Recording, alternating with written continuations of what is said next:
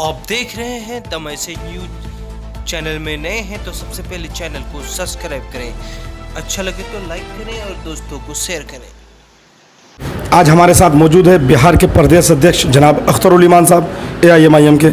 इनके ऑफिस में मौजूद है और सीधा सवाल सर से ही करेंगे। सर, आगामी विधानसभा चुनाव है, ऐसे में पिछले दिनों से बात सुनी जा रही कि आपकी पार्टी किसी के साथ गठबंधन में आने वाली है। देखिए, मौजूदा वक्त बिहार की जो सियासी सूरत हाल है और भाजपा की और नीतीश जी की जो ये फ़िरका परस्ती को हवा देने वाली सरकार है, इसको उखाड़ कर फेंकना बिहार के हर नागरिक की जिम्मेदारी है। शिक्षा हो, स्वास्थ्य हो, रोज़गार हो, तमाम तर मामले में ये सरकार फिसड्डी साबित हो रही है। न्याय के साथ इंसाफ की बात इनकी ढोंगी साबित हुई है। जिस तरह से उसने कहा था कि मिट्टी में मिल जाऊंगा, भाजपा में नहीं जाऊंगा, जिस तरह उनकी वो बात झूठी थी, उसी तरह विकास के साथ, न्याय के साथ विकास का लफ्ज़ भी उनका बिल्कुल झूठ का पुलिंदा है। और देश में इस वक्त अक़लियतों के साथ और दलितों के साथ बड़ी नाइंसाफ़ी हो रही है। चाहे वो तलाक़ बिल का मसला हो, बाबरी मस्जिद के ताल्लुक़ से जो तरीक़ेकार रहा हो, मॉब लिंचिंग के मामले हों, NPR और NRC का मामला हो, बीजेपी के उन घिनौने एजेंडे में हमेशा नीतीश जी बढ़ चढ़कर हिस्सा लेते रहे हैं। और ऐसे वक्त में इस नाकाम सरकार को उठाकर फेंकना बिहार के लोगों का फरीज़ा है। लेकिन अफसोस कि बिहार में कोई एक ऐसी सियासी जमात नहीं है जो अकेले अपने दम खम पर इनका मुकाबला कर सके।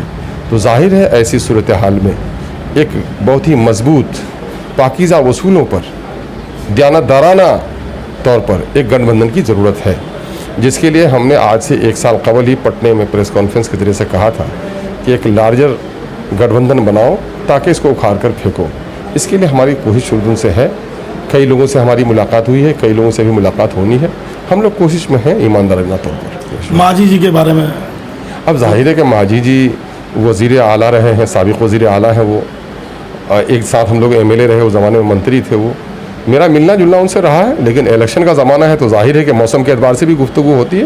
अभी कुछ बात हुई है हमारी। जदयू के एक विधायक बोलते हैं कि अभी मंदिर मस्जिद की बात नहीं करनी है, जो लोग कर रहे हैं वो लोग सांप्रदायिक। सवाल ये पैदा होता है, ऐसे बेगैरत लोग जो लोग अपने मज़हब और अपनी मिल्लत के साथ वफादार नहीं हो सकते, वो अपने देश के साथ भी वफादारी नहीं कर सकते। हाँ, जो लोग नास्तिक हैं वो अलग बात है ना।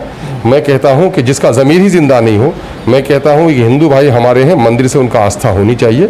ये गैरतमंद मुसलमान अगर है तो उनको शरीयत और मस्जिद का पास होना चाहिए। और अगर उसके अंदर में ईमान नहीं है, गैरत नहीं है, तो ऐसे बेज़मीर लोगों की बातों पर तबसरा करने की कोई ज़रूरत नहीं है। बिहार में अगला प्लानिंग आप लोगों का क्या है? उम्मीदवारी का कोई लिस्ट जारी या?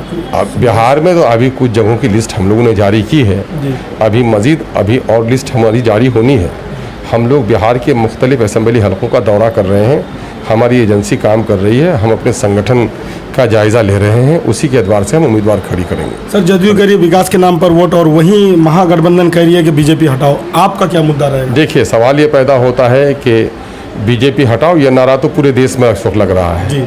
जहाँ पर विकास के नाम पर वोट मांगने वालों से मैं कहता हूँ कि खोलो अपनी आँखें और देखो, क्या ये टूटी हुई सड़कें, ये एस्टीमेट का घोटाला, किशनगंज में पानी का टंकी देख रहे हैं आप, टंकी कब से खड़ा किया, पानी, साफ पानी किशनगंज शहर के लोगों को मैसर नहीं है।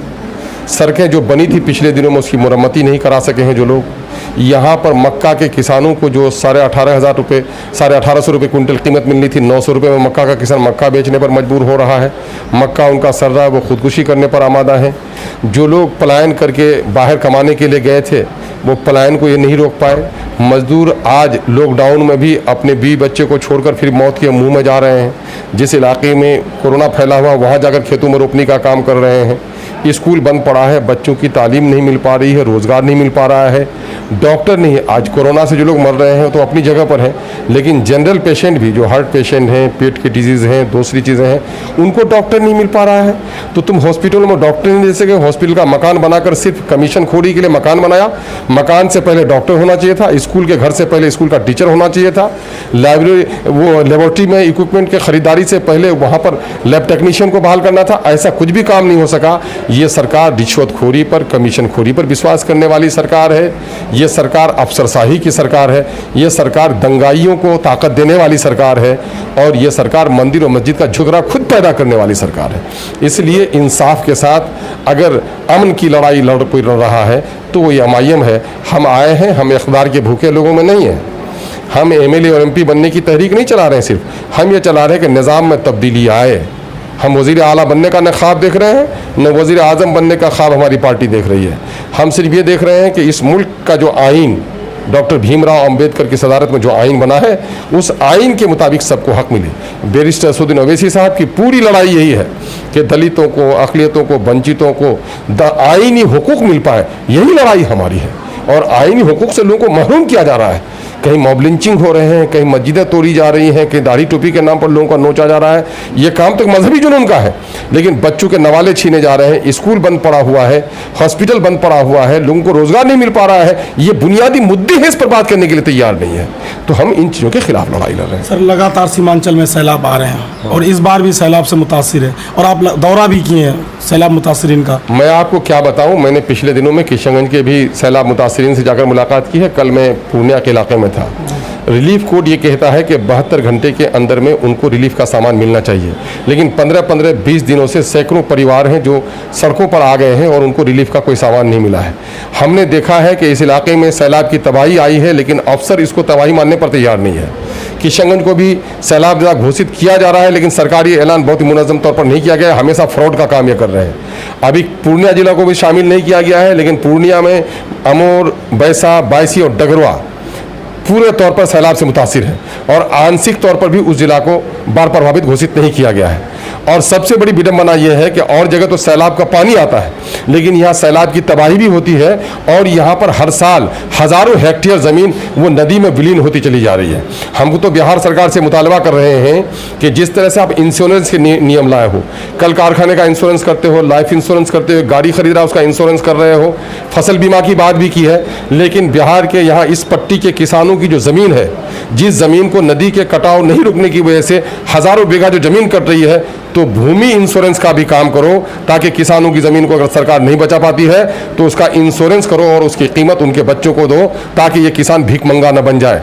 आप जाकर के देख लीजिए, पोखली के इलाके में जाकर के, मीरबट्टा वगैरह का इलाके में जाकर देख लीजिए, आप जाके मटियारी में देख लीजिए, आप सतमेहरी में जाकर के देख लीजिए, यही चले जाइए अमोर में आप चले जाइए, वहाँ काशीबाड़ी के पास चले जाइए, आप आसजा के पास चले जाइए, आप देखिएगा कि हज़ारों बीघा ज़मीन चली गई है। चंद की ताराबारी के पत्थर चले गए, पक्के के मकानात चले गए। तो सरकार इंश्योरेंस करो, इसकी कीमत दे, ये तहरीक हम लोग चला रहे हैं। तो जुल्म और नाइंसाफ़ी के खिलाफ हमारी तहरीक चल रही है। हम सिर्फ MLA MP बनाने पर विश्वास नहीं करते हैं। ये सत्ता की दलाली करने वाले लोग इन मूल समस्याओं से, यहाँ की जो बुनियादी मसाइल हैं, ये मसाइल की लड़ाई ये नहीं लड़ते। ये सिर्फ अपने सिक्के के चोट पर, अपनी दलाली के चोट पर लोगों को गुमराह कर रहे हैं। ऐसे गुमराह करने वाले लोगों को मैं समझता हूँ ये देश के दुश्मन लोग हैं, जो लोग देश के संविधान का हवाला देकर लोगों का शोषण करते हैं। उसके खिलाफ लोगों को आमादा कर रहा हूँ। सर, बुनियादी मसला बोले थे, AMU भी किशनगंज के लिए बुनियाद है। देखिए, तो आप पूछिए AMU को, पूछिए सत्ता के उन दलालों से जो लोग ये कह रहे हैं कि देश के लिए हम तरक्की कर रहे हैं। तो आज तो नीतीश जी की हुकूमत दिल्ली में भी है और बिहार में भी है, तो अब क्या दिक्कत है इनको? उस ज़माने में तो बात थी अलग कि यहाँ नीतीश की हुकूमत थी, वहाँ कांग्रेस की हुकूमत थी। उस ज़माने में रस्साकसी थी। आज तो यहाँ भी वही है, वहाँ भी वही है। तो क्यों नहीं ला रहे हैं? वो पानी में डुबकी लगा लगा कर सिलेट उठाने वाले लोग आज कहाँ गुम होकर रह गए हैं, है ना? उनसे पूछिए सवाल।